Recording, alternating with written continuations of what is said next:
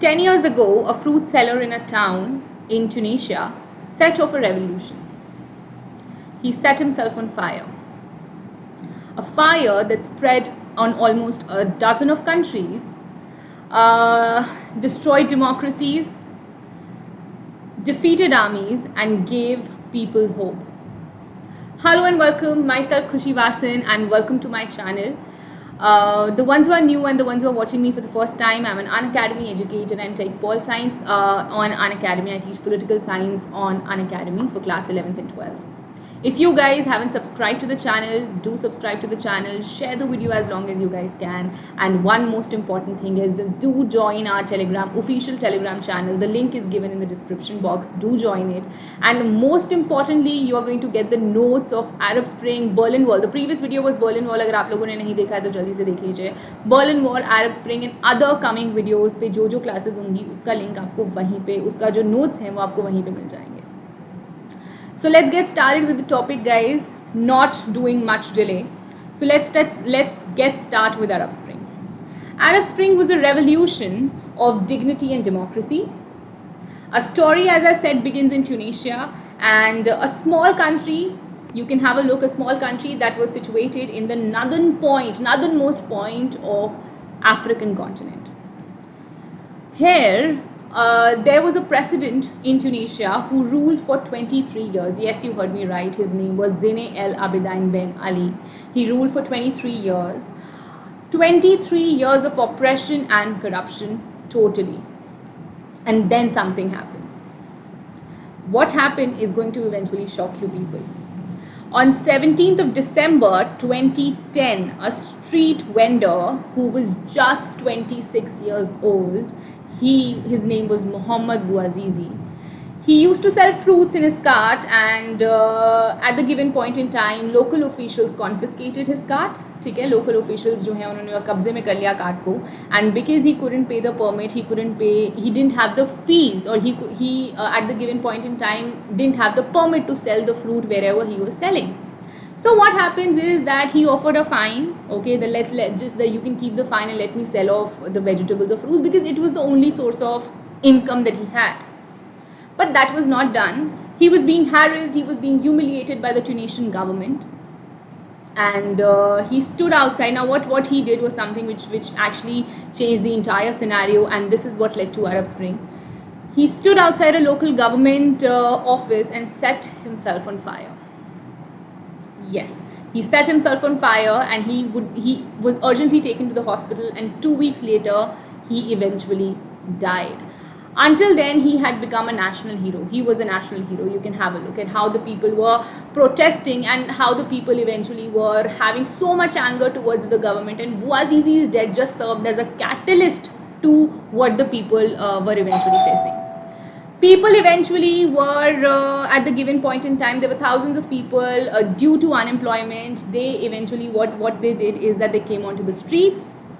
Movement spread on social media very very vastly, on Facebook, on YouTube, on Twitter, क्योंकि उस time पे ये सारी चीज़ें जो हैं वो काफ़ी आ चुकी थी, because at that time ये 2010 का टाइम है, आप लोग चेकआउट कर सकते हैं. 11 January 2011, a week after Bouazizi's death, Tunisian government eventually fell.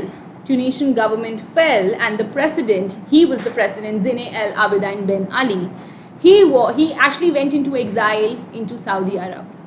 Yes, he seek a rescue. He just left his position and seek a rescue in Saudi Arabia. Also, these you can just imagine that all of these things happened just in a matter of few days. Okay, so you can imagine the power of the people, the power of the technology out there. Okay, and the videos of the revolution went viral on social media. Seeing this, there were many countries which got inspired. You can have a look at how the videos eventually went. So at the given point in time, what happens is that seeing this, the people from South Africa and West Asia eventually got inspired by it. Protests began in Algeria, Jordan, Oman, and by 25th of February, the spirit of revolution has reached to Egypt. On 11th February, you can have a look. 11th February, Hosni Mubarak was forced to step down. Hosni Mubarak was the president back then in Egypt who ruled Egypt for 30 long years. Yes, 30 long years. It was an autocratic and a corrupted rule that he ruled within.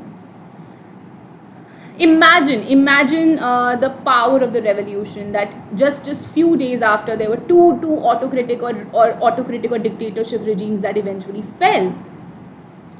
By the end of the year, there were many governments. You can have a look at the pictures. There were many governments that had fallen. In Yemen, what happened is that in Yemen, eventually Ali Abdullah Saleh had gone. He was also ruling Yemen for 20 long years, and he also stepped down to power because of the mass protest that was eventually happening. So he also stepped down to power, the powerful dictator. And what happened in Libya? Now let's move on to Libya. We've already talked about 3 countries. We've talked about Tunisia, we've talked about Egypt, and then we have talked about Libya. Now let's move on and let's talk about, we have talked about Yemen, and now we have to talk about what? Now we have to talk about your Libya. So what happened in Libya is that Muammar Gaddafi, he was the dictator over there, the president over there. And dictator Muammar Gaddafi lost not just his regime, he also lost his life, because there were some violent successionist people who eventually executed Muammar Gaddafi on road and killed him then and there.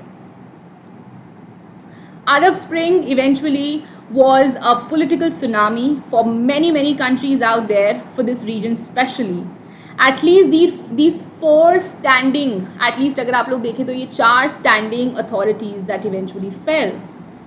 Now the question arises that if removing democracy or removing the autocratic or dictatorship government was so easy, it just happened in just 1 year or 1.5 years or 2 years max to max, from 2010 to 2012, if supposedly, then was installing democracy also similarly easy? मतलब अभी भी removal of dictatorship government तो इतना आसान था, but क्या democracy को install करना इन देशों में आसान था?